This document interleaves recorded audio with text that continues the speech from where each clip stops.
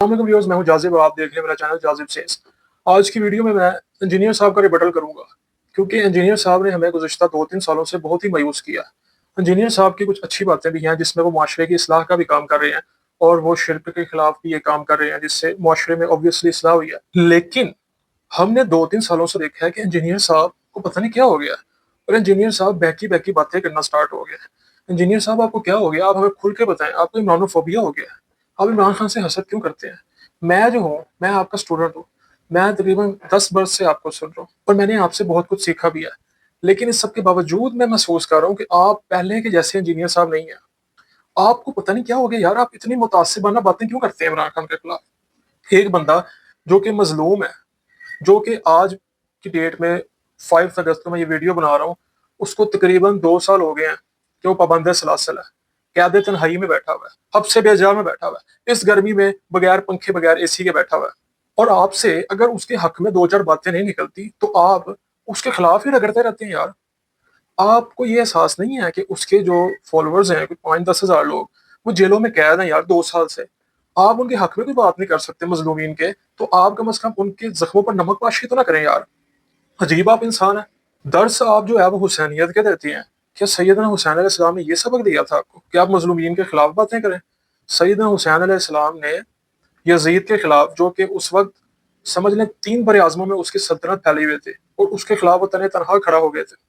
और अब आपने एक ही नया बहाना बनाया कि सैयदना हुसैन अलैहिस्सलाम तो यजीद के खिलाफ जंग करने नहीं जा रहे थे, वो तो कूफा शिफ्ट होने जा रहे थे, जैसा कि वो अपने खानदान वालों को लेकर कूफा जा रहे थे।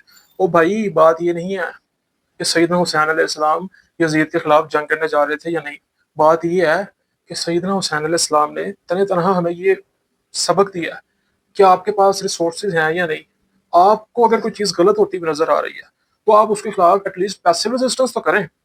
लेकिन आप जो मजलूम है उसके खिलाफ आप बोलते रहते हैं, उसको आप रगड़ते रहते हैं। लेकिन जो हाकिम वक्त है उनके खिलाफ आपके मुंह से एक जुमला नहीं निकलता। मैं तो जिस इंजीनियर को जानता था वो तो ऐसा नहीं था। वो तो हमें ये सबक देता था कि यार आपने हुसैनी बनना है, आपने ये करना है। लेकिन आप तो उसके बिल्कुल ऑपोजिट अमल करते हुए नजर आ रहे हैं। आप हमें ये कहते हो भाई ऐसे ना करना, तुम्हारा फ्यूचर तबाह हो जाएगा। तो भाई, क्या सैयदना हुसैन अलैहिस्सलाम को ये बातें नहीं पता थी कि उनका फ्यूचर सिक्योर नहीं रहेगा अगर वो यजीद के खिलाफ निकलेंगे? लेकिन उन्होंने फिर भी एक जद्दोजहद का इस्तियारा बने हैं ना वो। तो हमें आप उनकी बातें सिखाते हैं और आप अमल उसके बिल्कुल ऑपोजिट करते हैं। और आप ये कहते हैं कि जी इमरान खान अपने दौर में फिरौन बना हुआ था। मुझे कोई एक वाकया बताएं इमरान खान के दौर में जो ऐसा हुआ जो आजकल हो रहा है। क्या इमरान खान के दौर में कोई कानून टूटा था? क्या इमरान खान के दौर में अदलिया पे सड़क पे यूं एहतजाज करके अदलिया के जजों के खिलाफ यूं बदजुबानी की जाती थी? क्या अदलिया के पर काटने के लिए ऐसे कवानीन मंजूर किए जाते थे? और भाई, जो कुछ भी होता था ना, वो कानून के दायरे में रह के होता था। आप इख्तलाफ कर सकते हैं कि इमरान खान ने भी पॉलिटिकल विक्टिमाइजेशन किया, लेकिन जो आज के उसके मुखालिफिन है ना, उन्होंने ये सब हदें क्रॉस कर दी हैं इसकी।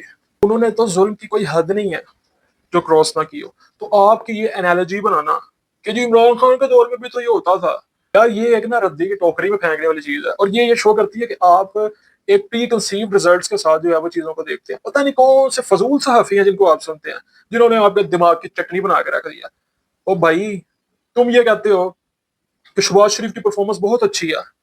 ये परफॉर्मेंस अच्छी है कि उन्होंने डॉलर को 170 से 280 तक पहुंचाया। ये परफॉर्मेंस अच्छी है कि उन्होंने पेट्रोल को 150 से 280 तक पहुंचाया। ये परफॉर्मेंस अच्छी है कि पहले जो बिजली के बिल 10-15 हजार आते थे, अब 30-35 हजार आते हैं। या तो मुझे ये लगता है कि तुम्हारा हालात हाजरा से कोई ताल्लुक नहीं है, या तुम बस कमरे में बैठ कर बड़ी बड़ी फेंकते रहते हो और तुम्हारा जो हकाइक है उससे कोई ताल्लुक नहीं है। ओ मेरे भाई, 2 साल से ना वो कैद तन्हाई में जेल काट रहा है, गर्मी में, हब्से बेजा में। आपको अगर इंजीनियर साहब, मैं ना ये पूरे दावे से बात करता हूँ, आपको 2 साल तो बहुत दूर की बात है, एक हफ्ता जेल में नहीं, जेल में नहीं, छोटे से कमरे में आपको बंद कर दिया जाए, आपसे मोबाइल फोन ले लिया जाए, आपसे इंटरनेट ले ली जाए, और आपको किसी से बात ना करने दीजिए ना, तो आपके जो दावे हैं ना सारे ये ढेर हो जाएंगे। बड़ी बड़ी चीजें आप एक्सेप्ट कर लेंगे। मैं कोर्ट वर्ड्स में बात कर रहा हूँ। जिनके खिलाफ आप बयानियां बनाते हैं ना, यजीद के खिलाफ, हो सकता है उसको भी आप कुछ मान लें, उसको आप खलीफा राशिद मान लें शायद। तो इंजीनियर साहब, मजलूम के खिलाफ बात ना किया करें, मेहरबानी आपकी। अगर आप हाकिम वक्त के खिलाफ बात नहीं कर सकते, मजलूम के हक में नहीं बोल सकते, तो मजलूम को रगड़ा तो ना लगाएं, उसके जख्मों पर नमक पाशी तो ना करें। इंजीनियर साहब, मेहरबानी आपकी।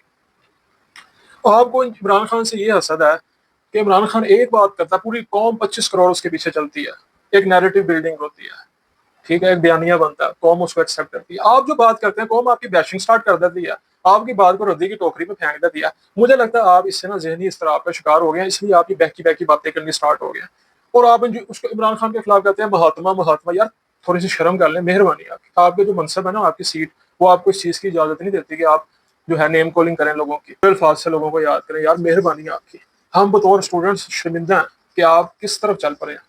یار آپ نے اپنی پولیٹیکل پارٹی بنانی ہے، پولیٹیکل پارٹی بنائیں اور سیاست میں ہیں، پھر آپ یہ باتیں کریں۔ ایک سیاستدان کے خلاف بولے جانا یہ کہاں کا انصاف ہے انجینئر صاحب؟ تو ہماری آپ سے یہ درخواست ہے انجینئر صاحب کہ جو آپ نے رویہ اپنایا ہے اس پر نظر ثانی فرمائیں۔ ہم تو آپ سے ریکویسٹ ہی کر سکتے ہیں کیونکہ آپ کا دماغ جو ہے نا وہ کسی بھی چیز کو ایکسیپٹ نہیں کرتا۔ آپ کہتے ہیں بس میں ہی ٹھیک ہوں، باقی سارے پاگل ہیں یہاں پہ۔ اور میں آپ کا ایک بیان سن رہا تھا، آپ نے کہا کہ گاندھی جو ہے وہ محمد علی جناح سے بڑا لیڈر ہے۔ تو چھوڑ دو یار، کون بڑا لیڈر ہے کون نہیں۔ آپ یہ بتاؤ، آپ اس وقت ایک آزاد ملک میں جو بیٹھے ہوئے ہو، یہ گاندھی کی وجہ سے بیٹھے ہوئے ہو یا محمد علی جناح کی وجہ سے بیٹھے ہوئے ہو؟ گاندھی تو کہتا تھا متحدہ ہندوستان ہو، وہ ہندوستان جہاں پر آپ کو اپنی مذہب کی پریکٹس کرنے کی بھی اجازت نہیں ہے۔ آج کا جو مسلمان ہے نا انڈیا میں، اس سے پوچھے جا کے اس کے ساتھ کیا ہو رہا ہے۔ اس کو اپنا نیشنلزم ثابت کرنے کے لیے پتہ نہیں کیا کیا کرنا پڑتا ہے، وہ وہاں پر مذہبی پریکٹس نہیں کر سکتا اپنے۔ ڈاکٹر ذاکر نائک کے بارے میں آپ نے سنا ہوگا، اس کے ساتھ کیا ہو رہا ہے۔ اس کو بیچارے کو غریب الوطنی میں اپنی زندگی گزارنی پڑ رہی ہے، کیوں؟ کیونکہ وہ اسلام کی تبلیغ کر رہا تھا۔ میں ڈاکٹر ذاکر نائک کو سنتا ہوں، کبھی بھی اس نے ایسی ہیٹ سپیچ نہیں کی جس سے کوئی گروہ کو، کسی کو کوئی نقصان پہنچا، لیکن پھر بھی وہ وہاں پر اسپیچ نہیں کر سکتا کیونکہ وہاں کے جو ہندوز ہیں نا وہ اس کو ایکسیپٹ نہیں کرتے۔ تو آپ مہربانی کریں، اپنے جو ہے نا یہ الفاظ جو آپ دہراتے ہیں اس پہ نظر ثانی کریں۔ چھوڑ دیں گاندھی بڑا لیڈر تھا کہ جناح بڑا لیڈر تھا۔ آپ جو آج ایک آزاد ملک میں بیٹھے ہوئے ہیں نا اور ہر قسم کی آپ سپیچ کرتے ہیں، فری سپیچ کرتے ہیں، یہ جناح کی وجہ سے ہے۔ وہ تو حقائق کچھ اور ہیں کہ گاندھی کیا تھا اور جناح کیا تھا، جناح کا کوئی کمپیریزن ہی نہیں ہے گاندھی کے ساتھ۔